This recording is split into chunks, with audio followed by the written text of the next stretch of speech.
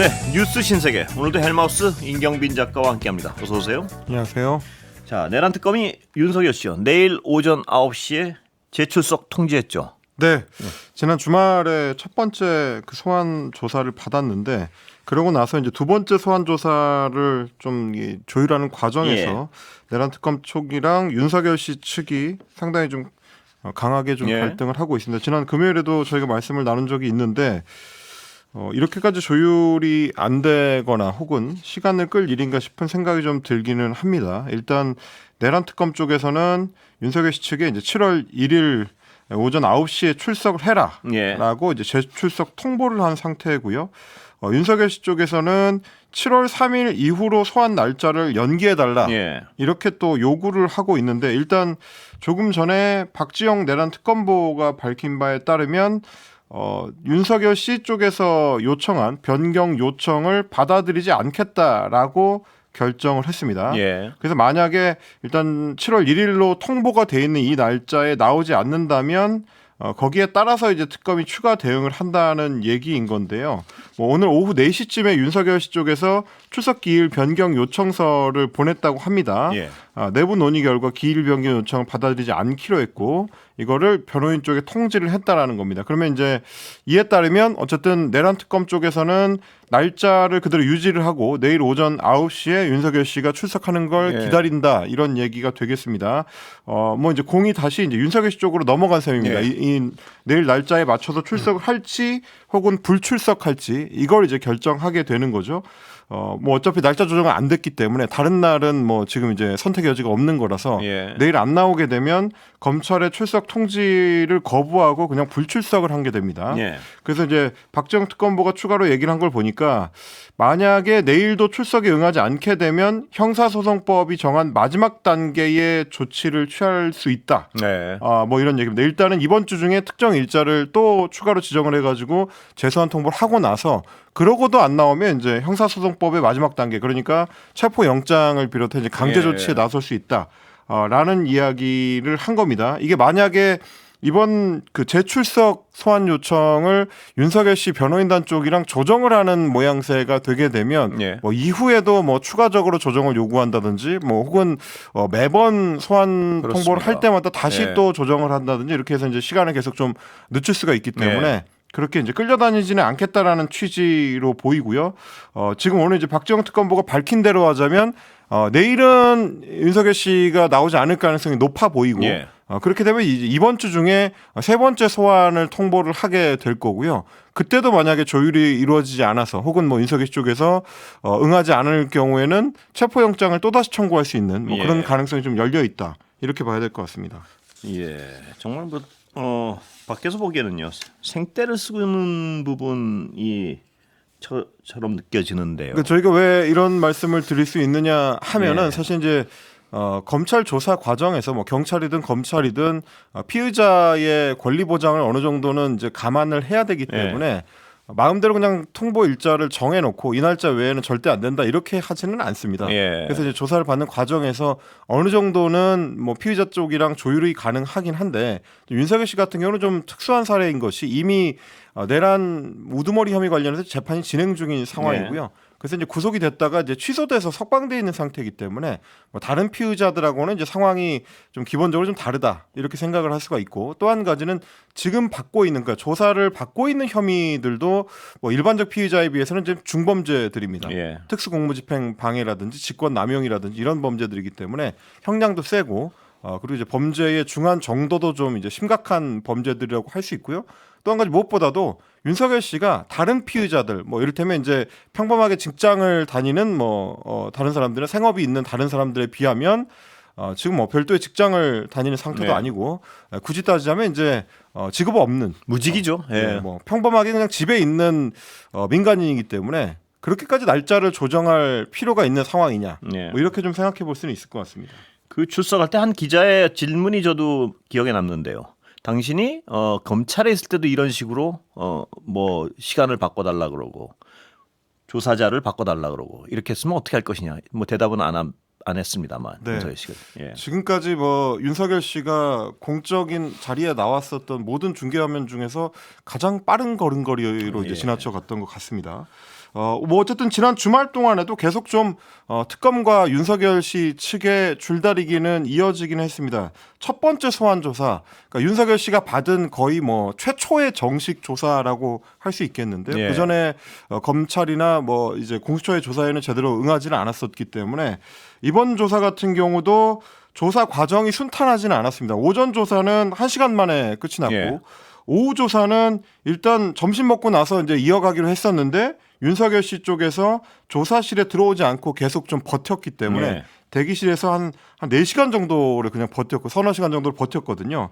그래서 이제 이유가 뭔가를 봤더니 윤석열 씨 쪽에서 주장하는 거는 특검 소속의 박창환 경찰청 중대범죄수사과장이 조사를 진행하는 것 자체가 형사소송법에 어긋나는 것이다. 예. 박창환 총경의 조사를 받을 수 없다. 뭐 이런 주장이었습니다. 박창환 총경이 압수수색을 그러니까 윤석열 씨 쪽을 압수수색하는 과정에 참여를 했었고 예. 그리고 이제 윤석열 씨에 대한 이 체포영장 집행 과정에도 참여를 했었기 때문에 우리는 그 사람의 이제 조사를 받을 수 없다라는 건데요. 굳이 이제 해석을 해보자면 윤석열 씨 쪽에서 봤을 때는 지난 체포영장 집행 과정이 불법적인 체포영장이라고 주장을 하고 있기 때문에 예. 그래서 이제 우리는 피해를 받은 쪽이고 박총경 쪽은 이제 가해자가 된다. 가해자의 조사를 피해자가 받는 거는 어불성설이다. 이제 이런 예. 식의 주장을 했었는데 특검 쪽에서 주말부터 계속 얘기를 했었던 거는 애초에 체포영장 집행 과정에 관여한 바가 없다라는 겁니다. 그건 예. 그냥 사실관계가 틀린 얘기인 거고 압수수색이라고 윤석열 씨 쪽에서 주장하는 것도 김성훈 전 차장을 비롯한 이 사건 관련된 압수수색이기 때문에 애초에 체포영장 집행을 방해한 혐의를 조사하는 경찰의 이제 수사 입장에서 봤을 때는 박총경이 압수수색에 관여하는 건 너무 당연하다. 예. 이런 입장이었습니다. 그러니까 지금 윤석열 씨 쪽에서 주장하는 거를 받아들일 수 없다라는 네. 거고요. 그래서 이제 박총경이 윤석열 씨에 대한 체포영장 집행 방해 혐의, 네. 그리고 이제 공무집행 방해 혐의 뭐 이런 것들에 대해서는 앞으로도 수사를 계속 할 거다. 이런 입장을 견지를 하고 있는 상황입니다. 그런데 이 조사자 바꿔달라는 어떤 이 억지가 다른 배경이 있었다. 뭐 이런 보도도 좀 나오는 것 같아요. 네, 오늘 이제 예. 노컷뉴스에서 이제 보도를 했는데요. 사실은 그건 이제 핑계고 예. 실제로는 조사 과정에서 윤 씨 측에서 답변하기 어려운 허를 찌르는 질문이 계속 나왔었기 예. 때문이다라는 보도가 나온 겁니다. 28일 오전에 조사를 받을 때 체포 방해 혐의 조사를 받는 과정에서 윤 씨 측에서 당황할 만한 증거를 경찰이 제시를 했다. 특검 측에서 제시를 했다라는 예. 주장입니다. 특검 쪽의 이제 관계자 얘기를 들어보니까 윤 전 대통령이 오전에 조사를 받으면서 충격을 받았다고 한다. 네. 오전에는 진술을 하기는 했지만 점심시간 이후에 갑자기 조사자를 문제 삼는 방법을 취한 것도 이 증거 때문이다. 뭐 예. 이런 식의 이제 이야기가 나온 겁니다. 그래서 이제 특검 관계자 쪽에서도 얘기하는 걸 보니까 윤 전 대통령 측이 조사 시작 전에 특검보들과의 면담 과정에서 뭐 조사 일정이라든지 조사하는 사람과 관련해 가지고 이미 다 설명을 들었다. 네. 근데 오전 조사는 잘 받다가 갑자기 점심 먹고 나서 안 받겠다고 하는 게 이해할 수 없는 네. 상황이다. 뭐 이렇게 얘기를 한 겁니다. 그래서 오전에 진술을 할 때랑 오후에 진술 거부를 할 때랑 바뀐 상황이 뭐냐를 따져보니까 결국에는 중간에 이제 증거를 제시하면서 네. 신문을 진행한 게 상당히 좀 날카롭지 않았느냐. 이거 계속 진행했다가는 좀 곤란하겠다라는 판단을 한 걸로 추정이 된다는 얘기입니다. 그래서 실제로 오전에 이루어졌던 조사에 대해서는 신문 조사에 서명 날인도 하지 않았기 때문에 네. 뭐 제대로 조사 자체를 인정받지 못했다. 뭐 윤석열 씨 쪽에서 인정하지 않았다. 이렇게 이제 봐야 될 것 같습니다. 예, 다른 얘기 좀 넘어가 볼까요?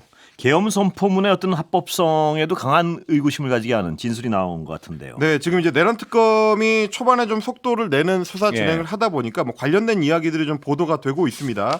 이 이제 계엄 선포문 관련된 것도 지금 진행 중인 내란 재판에서는 이제 핵심적인 사안 중에 하나인데요. 뭐 아시다시피 이제 우리 헌법에서는 대통령의 국법상 행위는 전부 문서로 하도록 규정을 예. 해놨습니다. 그래서 문서로 국법상 행위를 하고 국무총리와 관계 국무위원이 부서 그러니까 서명을 해야 된다 이렇게 예. 헌법에 명시가 되어 있습니다. 그런데 지난 그 비상계엄 선포 과정에서 윤석열 씨가 비상계엄을 선포할 때 헌법상에 이제 명시되어 있는 이 부서 국무위원들의 서명을 받지 않았고 예. 애초에 문서로 이거를 제대로 통보하지도 않았다. 뭐 이런 얘기가 있었던 겁니다. 그래서 이제 특검에서 강의구 전 부속실장을 불러가지고 계엄 선포문과 관련된 정황들을 조사를 했는데 지난 그 12월 5일날 강 전 실장을 검찰이 조사한 내용을 봤더니 한 전 총리하고 12월 5일날 통화를 했더라. 뭐 이 내용이 지금 이제 나온 겁니다. 그래서 이제 2월에 이제 검찰에서 조사를 했는데 그때 한 전 총리랑 통화하기 전에 강의구 부속실장이 김주현 전 민정수석하고 또 통화를 했습니다. 그때 이제 김주현 수석이 또 법률 전문가니까 관련된 내용을 물어봤다는 겁니다. 대통령이 국법상행을 문서로 해야 되는데 비상계엄 관련된 문서가 있느냐 이렇게 이제 확인을 했더니 그 얘기를 듣고 나서 문서가 필요하다고 판단을 해가지고 사후에 이미 이제 계엄 관련된 내용이 다 끝난 뒤에 따로 사후 문서를 작성하려고 했었다라는 겁니다. 그래서 12월 5일에 한덕수 전 국무총리한테 전화를 걸었고 그리고 이제 그 관련된 내용을 좀 이제 그 추가로 서명을 받기로 한 겁니다. 그래서 이제 강우구 전 실장이 직접 작업했다라고 하는 문건을 봤더니 비상계엄 선포라는 제목이고요. 그 아래에 이제 2024년 12월 3일 22시 0010으로 비상계엄을 선포한다라고 적혀 있었고 국무총리와 국방부 장관의 서명란이 거기에 이제 있었다는 겁니다. 그리고 나서 한덕수 전 총리한테 요청을 해가지고 새로운 문건에 서명을 받았는데 며칠 뒤에 한덕수 총리가 이제 마음을 바꿔서 이게 사후 문건을 만들었다는 게 알려지게 되면 또 다른 논쟁을 낳을 수가 있으니까 이거는 없던 일로 하자 이렇게 요청을 했다는 겁니다. 그래서 이제 그 강우구 전 실장이 이거를 윤석열 씨한테 보고를 했고 사후에 하는 게 뭐가 잘못이냐라고 윤석열 씨는 얘기를 하면서도 어쨌든 한덕수 전 총리의 뜻대로 하라라고 해서 이제 문건은 폐기가 됐다. 이런 얘기가 되겠습니까? 그러니까 정황적으로 봤을 때는 애초에 계엄 선포 문건은 한덕수 국무총리를 거쳐서 서명된 정식 문건이 아니었다는 거고요. 그리고 이제 나중에 문제가 될 것 같으니까 사후에 서명란이 들어있는 문건을 따로 만들었다가 한덕수 전 국무총리의 반대로 그 문건을 제대로 처리하지는 못했다. 뭐 이런 얘기가 되는 겁니다. 간단히 얘기하면 서류상 계엄 자체가 불법이었다. 이렇게도 기결될 수 있는 얘기 아닌가요? 그렇습니다. 뭐 이거는 한덕수 전 국무총리를 비롯해서 국무회의에 참여했었던 당시 국무위원들이 공통적으로 하는 얘기입니다. 참 심각하군요. 자, 김건희 최상병 특검도 궤도에 오르겠습니다. 이제 하루 이틀 안에. 네, 7월 2일부로 현판식을 갖고 본격적인 수사에 돌입을 합니다. 김건희 특검팀 같은 경우는 이제 KT 광화문 빌딩의 웨스트 사무실 공사가 완료가 됐고요. 7월 2일에 현판식이 열리고요. 그리고 이제 순직해병 특검팀도 같은 날 같은 시각에 서울 서초구의 서초 한샘 빌딩에서 사무실 현판식을 갖습니다. 앞으로 이제 본격적으로 이제 시작이 될 텐데 새 특검이 임명된 지 20일 만에 본격적으로 새 특검 모두가 수사를 시작하는 뭐 그런 국면으로 넘어가게 됐습니다. 그리고 오늘 이 얘기를 빼놓을 수 없는데 인선. 법무장관 비롯해서 인선 결과가 발표됐는데요. 네, 6개 부처 장관 인사에 대해서 이제 어저께 발표가 있었습니다. 일단 법무부 장관 후보자에는 정성호 민주당 의원, 그리고 이제 행정안전부 장관 후보자에는 윤호중 민주당 의원, 보건복지부 장관 후보자에는 정은경 전 처장, 그리고 이제 기재부 장관 후보자에는 구윤철 전 정책실장, 정책실장, 뭐 이런 인물들이 지금 각각 그 이제 지명을 받았습니다. 먼저 뭐 이 법무부 장관 후보자가 가장 좀 주목을 받는데요. 대통령의 38년 지기로 알려져 있습니다. 사법연수원 18기 동기고 5선 국회의원이기도 하고요. 그런데 이제 그 다른 사람도 아니고 가장 가까운 최측근을 법무부 장관 후보자를 올렸다는 것은 그만큼 이제 이재명 대통령이 검찰 개혁을 완수하겠다는 의지가 강하다. 이렇게 좀 해석을 하는 시각들이 많습니다. 워낙에 좀 친이계 좌장으로도 불리고 그 뭐 경선 캠프에서도 이제 중요한 역할을 했었기 때문에 그렇게 이제 볼 수 있고요. 그리고 추가로 이제 또 한 가지 좀 참조해야 되는 게 이제 윤호중 행정안전 장관 후보자 역시 마찬가지입니다. 뭐 당직자 출신으로 5선 국회의원까지 올라갔는데 대표적인 당내 이제 전략 이 핵심 인물로 이제 꼽히는데 대통령 선거 이제 경선 캠프를 총괄했었고 본선 때도 선대위 총괄 선대본부장을 맡아서 캠프를 이끌었던 바가 있습니다. 그렇게 이제 이 두 인물이 핵심 역할을 맡게 된다는 점에서 이제 검찰 개혁에 있어서 대통령이 직접 챙긴다라는 어떤 의지를 볼 수 있는 건데요. 법무부 장관이 그림을 짠다면 이제 행정안전부 장관은 정부조직 개편의 총괄을 담당하기 때문입니다. 그리고 또 얼마 전에 이제 민정수석이 낙마를 했었던 이 공석에 봉욱 변호사를 또 이제 지명을 했습니다. 검찰 고위 간부 출신인데 검찰 개혁을 위해서는 검찰 출신이 필요하다라는 이 대통령의 의지가 반영된 인사로 꼽힙니다. 사법연수 19기 출신이고 법무부 법무실장, 서울 동부지검장을 지냈고 문재인 정부에서는 윤석열 전 대통령하고 함께 유력한 검찰총장 후보자로 꼽혔었는데 이제 최종적으로는 낙점을 받지 못했었고요. 뭐 이제 이 세 축이 앞으로 이제 검찰 개혁에 이제 큰 그림을 그리게 된다. 이렇게 보시면 될 것 같습니다. 그리고 이제 구윤철 전 국무조정실장 같은 경우는 전통적인 뭐 기재부 출신의 전략 통으로 이제 꼽히는데 첫 번째 기획재정부 장관 후보자로 지명이 됐고 교육부 장관 후보자는 이준숙 전 충남대 총장입니다. 방통위원장하고는 관계없는 인물이고요. 이 대통령의 대표적인 공약인 서울대 10개 만들기 프로젝트를 추진하게 될 걸로 보입니다. 그래서 이제 각 지역의 거점 국립대학들을 서울대 수준으로 투자를 많이 해서 각 지역을 활성화시키는데 이제 기여하도록 만든다. 뭐 이런 구상입니다.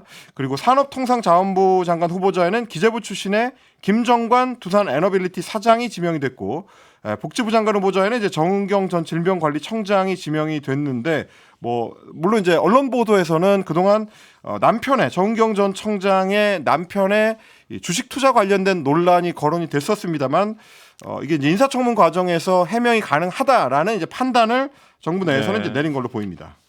정은경 복지부 장관 후보자도 여러 면에서 관심이 쏠리는 인사 대상자입니다 보면. 뭐 그렇습니다. 사실 이제 지난 대선 과정에서도 이제 선대위원장을 맡아서 이제 활약을 했었고, 뭐 첫 번째 보건복지부 장관 후보자로 이제 첫 손가락에 꼽혔던 인물이긴 합니다만 말씀드렸던 대로 이제 그렇습니다. 코로나19 국면에서 남편이 이제 코로나 관련된 주식에 투자를 했다라는 논란이 있었습니다. 사실 뭐 이 논란은 처음 나온 건 아니고요. 이제 문재인 정부 때도 이미 제기됐었던 논란이긴 하기 때문에 그래서 이제 대통령실 내부에서는 돌파가 가능하다라는 판단을 하는 걸로 보입니다. 뭐 정확히 확인은 안 됐지만 그 국민 추천에서 가장 많은 추천을 받은 사람 중에 하나로 알려졌는데요.